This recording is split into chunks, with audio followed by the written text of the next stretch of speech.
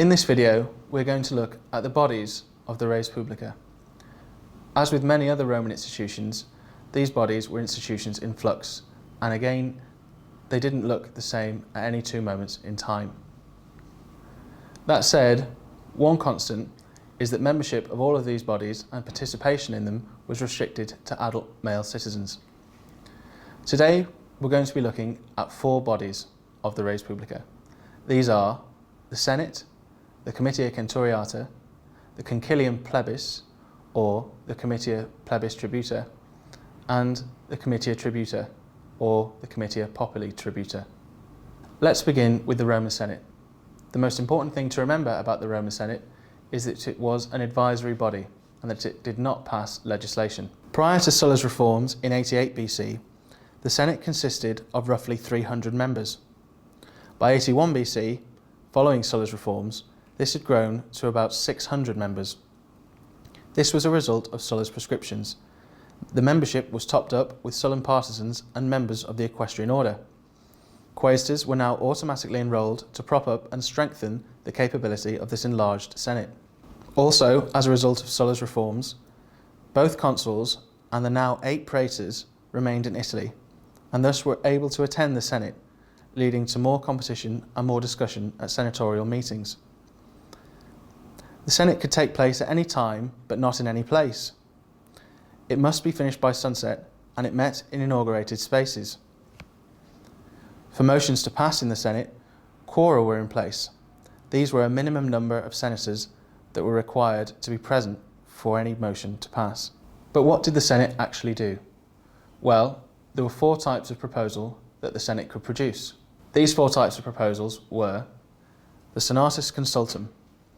This was the advice of the Senate that was typically heeded and treated as law, although not a law itself.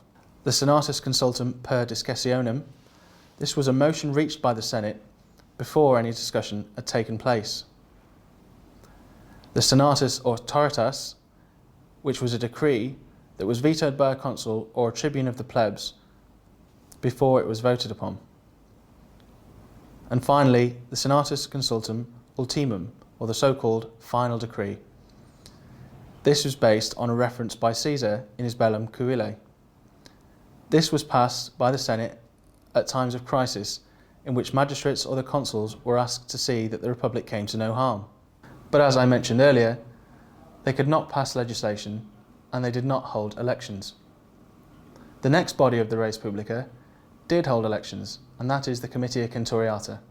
The Comitia centuriata was military in origin and comprised the military forces of Rome. As such, it met on the Campus Martius, a large open space outside of the Pomerium, the city limits, where the army could muster and gather before a triumph. Citizens were enrolled in the Comitia centuriata based on age and wealth. They were enrolled into a number of centuries, hence centuriata. In total, there were 194 centuries. The first class comprised 71 centuries of the wealthiest citizens. The cavalry classes, or the equites, comprised 18 centuries. The remaining 104 centuries were made up by the poorer classes at Rome, with groupings of roughly 20 gradually requiring less money to be in each class. Each century was further divided into seniores and juniores. Seniores were at least 40 years old. However, becoming enrolled in the Senate could bestow the status of seniore before the age of 40.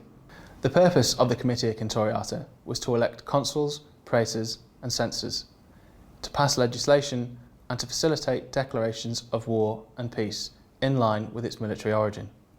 Another body of the res publica that could hold elections and pass legislation was a concilium plebis. We call this a concilium and not a comitia because it was comprised of only part of the populace. A comitia is comprised of the whole populace. The concilium plebis is also sometimes called the Comitia plebis tributa because of its tribal organisation, which I'll return to shortly. This could only be convoked and presided over by a tribune of the plebs. As mentioned, it was attended exclusively by plebeians. These plebeians were organised by the late Republic into 35 Roman tribes. There were 4 urban tribes and 31 rural tribes. This is important as by the late Republic this was the principal legislative body and most laws were passed here. When we consider the time necessary to travel to Rome, the importance of having 31 rural tribes and 4 urban tribes becomes apparent. This was not proportionate for the voting process. The laws passed by this body were known as plebiscita, or literally resolutions of the plebs, and remained so, although in 287 BC plebiscita were given a status equal to that of leges. Leges were the laws passed by the Comitia centuriata, and so our primary sources for the late Republic often do not distinguish between leges and plebiscita. Besides passing the majority of legislation, this body also elected its own officials, the plebeian tribunes and the plebeian aediles. The next assembly we're going to look at is the Comitia tributa. Like the Concilium plebis, this was based on a tribal organisation. This can properly be called a comitia and is known as a populi tributa because it comprised the populace and not just the plebeians. The main purpose of this assembly by the late Republic was to elect curule aediles, military tribunes and quaestors. There we have a list of the 4 principal bodies of the res publica. That list was not exhaustive and there are several other bodies which are just as important, such as conciones, public assemblies that were used to discuss business. Here are some of the most important things to take away. Firstly, the Senate did not pass legislation and was primarily an advisory body. Secondly, the Concilium plebis was perhaps the most important body as it passed the majority of the legislation in the late Roman Republic. The variation in assemblies and seemingly odd structure show the remnants of an earlier military-orientated state.